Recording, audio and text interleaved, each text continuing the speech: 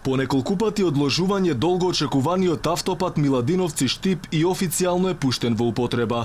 Иако надлежните велеа дека поважно било да понудат безбеден автопат отколку да организираат свечености, сепак во последен момент се премислија. Свечена церемонија имаше, но се наздрави и за официјалното пуштање во сообраќај.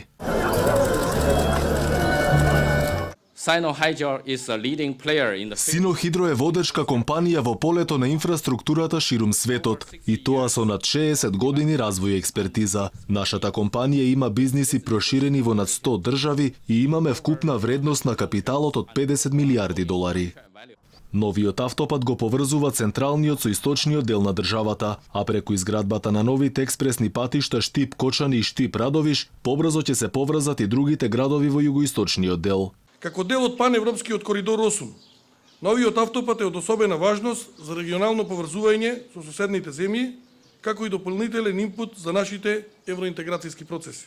Делницата почнува после клучката Миладиновци се спојува со коридорите 8 и 10. По автопатот има 7 клучки. Последната е 3 чешми каде е предвидено спојување со експресниот пат Штип-Кочани, на кој во моментов се работи. Во реализацијата на проектот беа вклучени повеќе од 350 градежни машини, камиони и техничка опрема за изведба, 850 лица, како инженерски и технички персонал, од кои најголемиот дел беше од нашата земја, а 55 лица од Народна република Кина.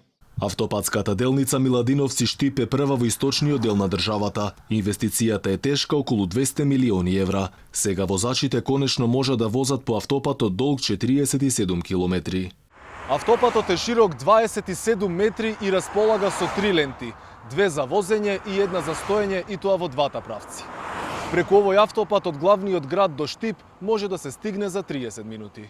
Светлосната и звучна сигнализација сега е целосно поставена. Долж автопатот има челична ограда, поставени се и знаците, како и мрежа за заштита од животни звучни бариери. Инаку изградбата на автопатот ја почна претходната влада во февруари 2014 година и според проектот тој требаше да биде готов до март 2017. По промената на власта надлежните соопштија дека има бројни пропусти во изградбата, пошто беа склучени 2 анекса на договорот за изградба со изведувачот кинески Синохидро.